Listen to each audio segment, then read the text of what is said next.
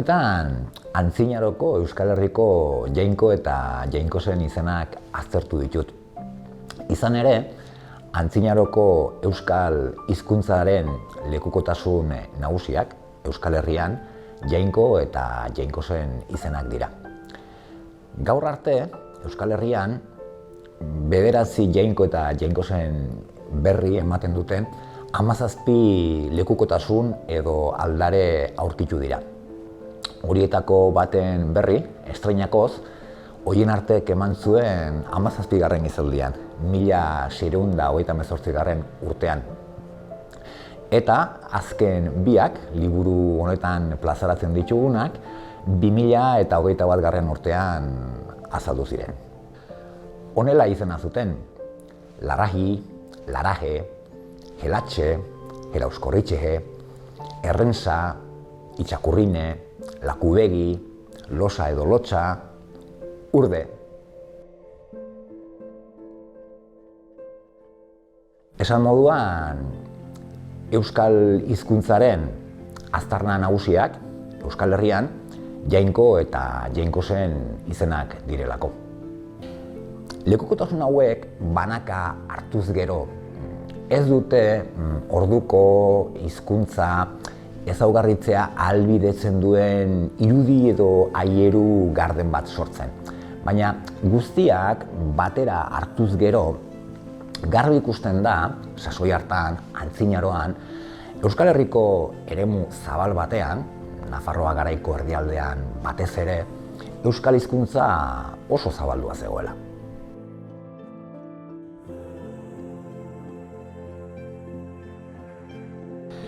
Jainko-Jainkosen izenak dituzten aldareak ez dira era homogeneoan azaltzen Euskal Herrian. Araban eta Zuberoan badira erakuskari bana, baina gehienak Nafarroa garaiko erdialdean, Iruñetik hegoaldera, hain zuzen ere Arga ibaiaren arroan azaldu dira. Aldare hauek eginarazi edo ordaindu zituzten pertsona gehienak gizaki edo izaki askeak ziren. Tartean aberatsen bat ere bai. Baina badaude jopu edo esklabo jatorriko 6 pertsona ere. Horietako batzuek gainea izen grekoak dituzte. Esan beharrekoa da, eskaintzaile gehienek latinezko izenak dituztela. Euskal sustraiko osagaia duen izena daukan pertsona bakarra dago. Baina hori ez da bereziki harritzekoa.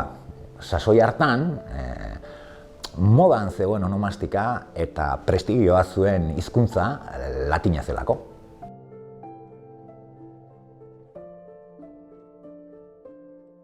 Antzinaroan Euskal Herrian bizi ziren gizon emakumeek erromanizazioarekin heldutako sinesmenak ez ezik, Jainko eta Jainkosak adoratzeko edo gurtzeko era ere, kultua ere bereganatu zuten. Ez dago arrazoirik erromanizazioaren eragina erlijioan beste arlo batzuetan baino, kulturan, ekonomian, hizkuntzan baino azalekoagoa edo arinagoa izan zela uste izateko. Mitxelenak, Akitaniako teonimiaz diardularik, esaten du, atentzioa ematen diola emakumezko jainko izen gutxi egotea. Horrek bere iritzian adieraziko luke orduko gizon emakumeentzat ez zela bereziki garrantzitsua jainkoen generoa markatzea edo adieraztea. Bere iritzian horrek iradokiko luke orduko jainko asko neutroak edo epizenoak ziratekela. Gurera etorriz, aztertu ditudan 9 izenetatik 2 dira emakumezkoak, baina nago, liburuan proposatzen dudan hipotesiren bat egiaztatuko balitz gehiago izango liratekela. Hitz-bitan itxaron zitezkenak baino gehiago izan daitezke. Gauza askok, lehenengo eta behin izen ugaritasunak. Bestetik azpimarratuko nuke izen hauek neurri batean bereziak direla. Salbuespenak salbuespen, ez dagoelako Akitanian dokumentatzen diren Jainko eta Jainkosen aztarnarik, berdin-berdinik ez behintzat. Hirugarrenik esango nuke, Antzinaroko Jainkosen artean ez dela ikusten euskal mitologiaren eskutik heldu zaigun izakien aztarnarik. Eta alderantziz ere bai, alegia euskal mitologian ez dira ikusten antzinaroan lekukotzen diren Jainkosen izenak. Idazkunen urrenkera ere azpimarratuko nuke. Bestalde, Jainkosen zenbait grafiek, esate baterako H-ak edo T multzoak, erakusten dute izen horiek euskaraz, euskal erara ahoskatzen zituztela. Gainera, Jainko izenen artean azaltzen diren zenbait osagai, gero euskaraz ere lekukotzen dira. Azkenik, Patxi Salaberri eta Iker Salaberrik erakusten duten moduan, toponimiak garai hartan, Nafarroan eta Euskal Herriko eremu zabal batean, euskal hizkuntza gailentzen zela erakusten digu. Ez naiz nor galdera horri erantzuteko. Alabaina, adituek diote, laugarren gizaldirako, kristautasuna inperioko erlijio ofizial bihurtu zenerako orduko, bertako sinesmenak ihartuta zeudela. Horrek esan nahi du, Antzinaroko erlijioaren artean eta mitologiaren eskutik iritsi zaigun sinesmen multzoaren artean gutxienez badirala beste bi geruza. Batetik Erromako sinesmenak eta bestetik kristautasuna. Ez dago jarraikortasunik Antzinaroko Jainkosen eta mitologiaren eskutik heldu zaigun sinesmen multzoaren artean.